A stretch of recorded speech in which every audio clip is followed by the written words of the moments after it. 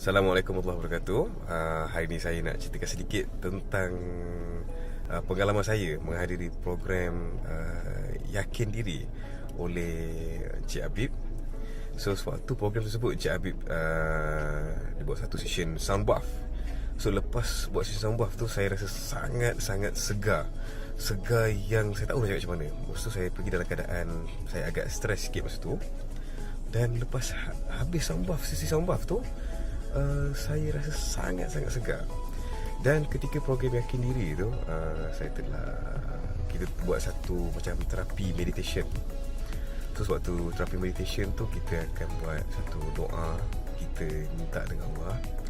Dan sewaktu program tersebut, saya ada alami beberapa ujian. Ada orang berhutang dengan saya sebanyak RM450,000 ketika tu.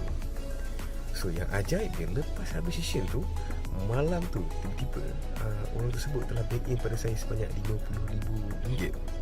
Secara tiba-tiba, alhamdulillah, kuasa Allah.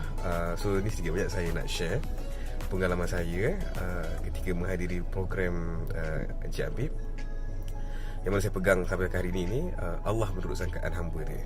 So sekian daripada pengusian sedikit daripada saya. Semoga bermanfaat untuk anda.